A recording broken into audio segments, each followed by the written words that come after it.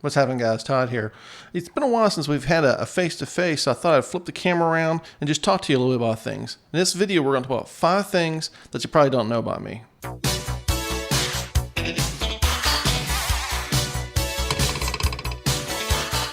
Now, I've ranked these things on the list as things that probably come up in my videos the most. And number one, you'll definitely understand why. The first thing you probably don't know about me is when I was young, probably first to third grade, something like that, I had a really bad speech impediment. I had to go through speech classes.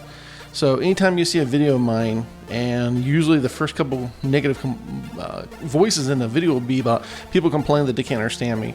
I strive really hard to get around that. I still suffer from certain speech impediments. There's certain words and phrases and combinations I just completely avoid even saying or just bringing up because I know that I'll fumble them when I'm talking.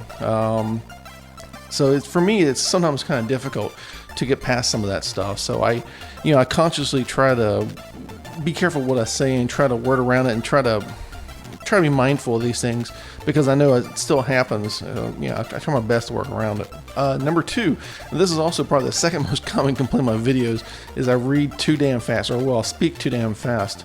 And if you notice right now, I'm probably talking at a fairly normal rate. However, on my videos that I do scripts, like my most recent video, which was the 8-bit DOE controller, you'll notice that I probably a little fast because I'm reading my script. I film the video, write my script, and then I read my script, record it, and then edit the video with it. So sometimes a little fast. So I've randomly grabbed a magazine. This is an older issue of Retro Gamer. I'm just going to give you an example of how I read. And to be honest, for those who complain about videos I speak too fast, trust me, I purposely slow myself down for those voiceovers and try to get down to a more understandable level because I know I sometimes read too fast, and even there's times where even I listen to what I say and I'm like, I don't know what the hell I said whatsoever. So I just picked a page here.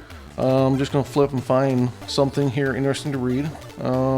When Mattel Electronics announced IntelliVoice, anticipation was high. After all, speech in games was enormous novelty. Even arcade games had only been able to do voice for a couple years. Initial reviews were positive thanks to Earthing of early games and the unique features that speech gave them. Holy shit, even I'm probably not going to be able to understand what I just said. But that's how I read. So whenever I'm reading my script, I purposely gear it down and try to read it back at a level that I know you guys understand. But sometimes they get away from me and I realize I'm still reading too damn fast. So I'm working at it, guys. I'm trying. And the number 3 thing about me you probably don't know is I'm a mild Newton, which is a type of color blindness. It's a red-green color blindness. It's fairly common amongst men, at least color blindness compared to women anyways. And if you ever seen my videos and you see the colors are kind of wonky or anything like that, just keep in mind that I have a minor color blindness. Back in high school, whenever you're going driver's ed and they give you the little chart which has all the little circles on it, and then there's a number integrated into there or a letter or something, you're supposed to say whatever it is, write down whatever it is. Yeah, I did miserable at those. I did pretty bad at those. So that's where I learned I was first color blindness. Up until that point, I'd had absolutely no idea, and it hadn't impacted my life, and to be honest, still now it doesn't impact my life. I have no problem with red-green stoplights or anything like that, but certain color combinations in the red-green spectrum, when they're combined with other color combinations, I have a really hard time discerning between the two. So you could have 2 things side by side that are clearly different colors, but as far as I'm concerned, hell, they're the same thing to me. The number 4 thing you might not know about me is I'm a little bit of a classical music geek. I don't know all the composers, all the symphonies, but I enjoy listening to classical music a lot. And even in my videos, sometimes I'll integrate classical music in the background, sometimes for comedic effects, sometimes just for background music. But I enjoy classical music, and in my car I listen to mostly 80s music or classic music. That's about all I listen to in my car because that's what I enjoy. And number 5, so we're gonna wrap this video up to number 5, something maybe a little more interesting, and that's my first computer. My parents bought me was in the Christmas of '85. They went looking for a home computer. It was our first home computer. They decided I was a proper age. I was 10 years old, and they said, hey, kid needs a computer. That's what kids are using nowadays in schools, so they want to get me one for home. They waited until like a week or 2 before Christmas, which mid-'80s, that was pretty much I don't want to say the high point of computer sales, but as far as 8-bit micros go, they were just like selling like gangbusters. My parents wanted to get me a Apple II, which completely unavailable. Just you couldn't get one. Then they said, okay, Commodore 64.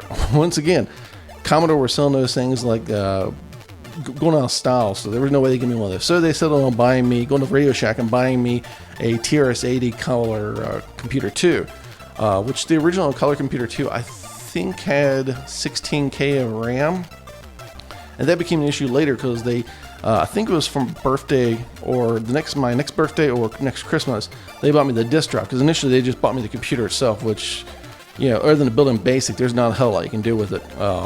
So you just like Commodore 64, that means you gotta go back to games on cartridge, or, you know, software on floppy disk or tape cassette, or, you know, whatever like that. So they went and bought me, following Christmas, I believe it was, the disk drive for it. However, the disk drive won't function with a Coco 2 without the machine being, I believe, 64K, 32 or 64K. And the salesman who sold them the disk drive never mentioned it, never said a word about, oh yeah, your Color Computer 2, it's going to need to be upgraded. So they ended up having to go take my Color Computer back to Radio Shack the following Christmas and then get it upgraded so it would actually work with the disk drive, because other than that, it wouldn't work. It was a big cock up, but it's kind of funny and kind of amazing how far we've came with computers since then, compared to what I started with back in, you know, the mid 80s. Well guys, this is just a quick little video. I thought I'd share a few things you might not know about me. If you like this video, you know what to do. Thumbs up, leave a comment below, hit subscribe, and as always, thanks for watching. I'll catch you in the next video.